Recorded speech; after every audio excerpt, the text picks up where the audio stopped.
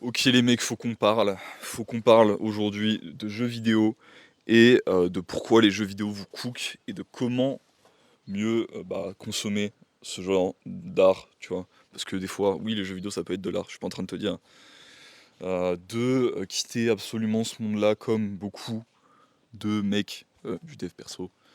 Parce que c'est pas l'objet, tu vois. Je t'avais déjà fait un article à ce sujet sur mon Substack il y a quelques temps, mais je me disais que ça valait le coup d'en faire une petite vidéo, de parler un peu de ce sujet. Et du coup, qu'est-ce que j'ai envie de te dire sur ce sujet?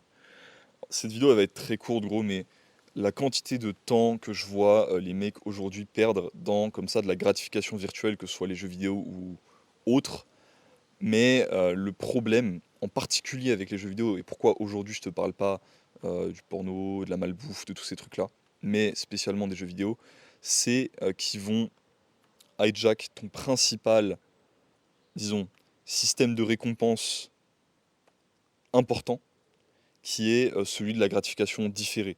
Donc tu sais, en dev perso, on te parle tout le temps de faire des actions qui seront meilleures pour le toi d'après que pour le toi de maintenant. Sauf que les jeux vidéo, ils te donnent un peu cet effet-là, parce que tu vas remplir des objectifs et tu vas grind pour des objectifs. Tu vas, je sais pas, tuer 1000 orques pour avoir tel achievement sur je sais pas quel jeu, tu vois. Tu vas stack je sais pas quelle quantité de diamants pour enfin avoir ton armure complète et avoir un achievement dans Minecraft, tu vois. J'en sais rien, je sais pas, ça fait longtemps que j'ai pas joué aux jeux vidéo, gros, je pourrais pas te dire ce que tu fais là-dessus, tu vois.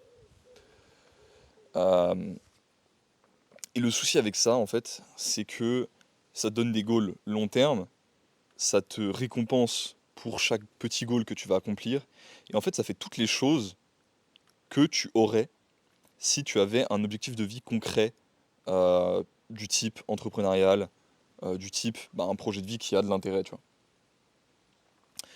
La facilité des jeux vidéo, c'est que ça te donne directement les petits objectifs, ça te donne toutes ces choses-là, et du coup, t'as pas à te les créer toi-même. En plus de ça, évidemment, ça te demande moins d'efforts et ils sont plus faciles à atteindre que, par exemple, monter une entreprise, parce que ça demande du taf, tu vois, je peux te le dire d'expérience, ça demande du taf.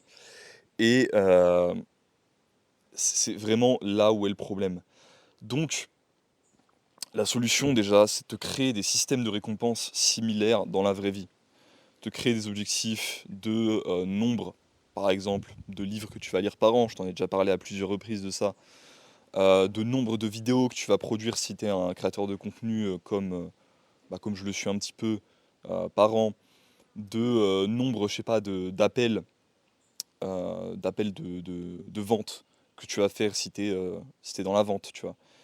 Quel que soit ton domaine, tu as moyen de gamifier un peu le truc. Et il y a certains aspects où je trouve que la gamification a ses dangers, tu vois. Par exemple, le fait d'associer des rewards externes à certaines activités que tu aimes déjà faire risque de faire que tu aimes moins l'activité.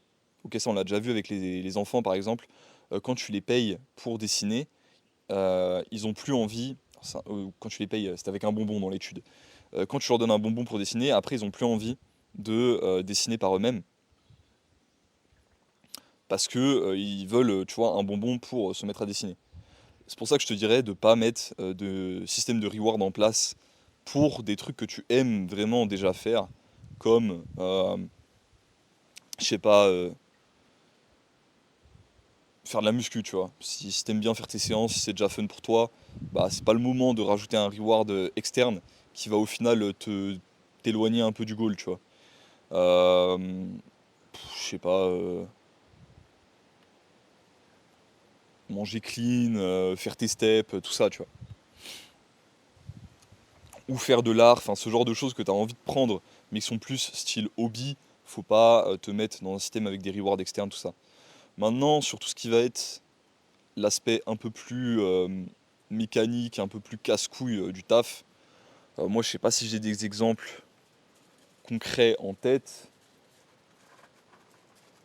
Moi typiquement j'aime pas le montage, tu vois, donc par exemple le montage ça pourrait en faire partie. Ou juste comme c'est des goals long terme, le fait que tu te récompenses pas à chaque fois que tu fais une action, mais je sais pas, une fois par an ou deux fois par an, ça te permet d'avoir un reward system, tu vois, qui est assez clean et qui va pas te dégoûter de l'activité. Un autre élément, ça peut être un peu de rendre le système de reward aléatoire.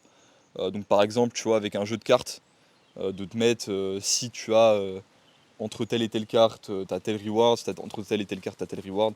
Moi, c'est un truc que je suis en train de mettre en place, tu vois, avec, moi, un truc que j'aime bien faire, c'est me taper un petit cigare. Sinon, pour y penser, un des autres rewards que je me suis mis, c'est prendre contact avec un pote avec lequel j'ai pas parlé depuis longtemps. Enfin, ce genre de choses. Mais bref, pourquoi j'en venais à tout ça? Euh, T'as besoin de te créer un système de reward concret et d'avoir de l'achievement, même sans te donner des récompenses externes.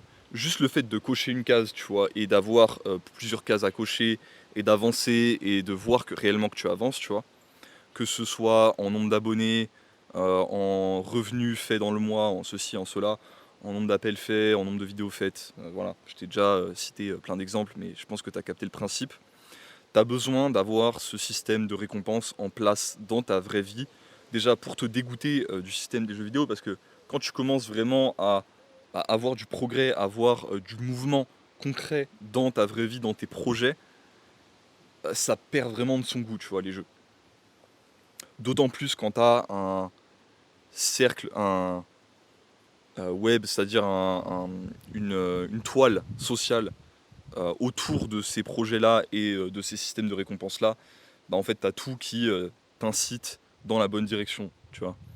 Euh, cette toile sociale, elle peut te nerf si elle te mène justement vers plus de jeux vidéo, mais elle peut aussi en fait améliorer ta vie. Et ça, c'est un. Enfin, la communauté, les gars, je fais que d'en parler ces temps-ci, mais faut vraiment que vous compreniez à quel point ça peut à la fois vous sauver la vie et vous détruire la vie.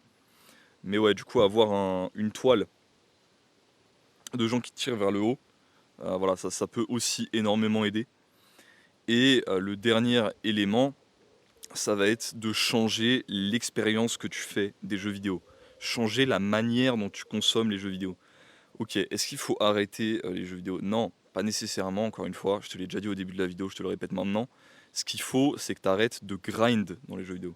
Faut que tu ailles vers des jeux qui t'offrent une expérience artistique, éventuellement une expérience d'une histoire, tu vois, comme un bon roman le ferait, et qui te prennent à travers cette expérience dans une série d'événements et pourquoi pas d'épreuves, etc., qui peuvent t'apprendre des choses. Parce que oui, tu peux apprendre des choses par l'art, tu peux apprendre des choses en lisant, comme tu peux apprendre des choses dans un jeu vidéo, même si il y a toujours certaines choses que tu seras obligé d'apprendre à travers ta propre expérience, tes propres erreurs et ta propre vie, évidemment. Mais du coup, c'est vraiment de se diriger vers ce style de jeu-là, tu vois. De minimiser au maximum quand tu vas aller chercher l'expérience d'un jeu, de minimiser au maximum la portion addictive, la portion en vérité plutôt inutile, c'est-à-dire cette portion grind dont je te parle là. Voilà la conclusion pour aujourd'hui, gros. J'espère que cette vidéo t'a plu, j'espère qu'elle t'a donné un peu de clarté sur comment tu veux maintenant développer ta relation avec ce média-là en particulier. Moi, comme d'habitude, je te souhaite une excellente journée. Si tu as besoin un peu d'un coup de main, de clarté dans ta vie, si tu as des questions à me poser, tu as mon lien pour les consultations en description. Et ouais, gros, passe une bonne journée comme d'habitude.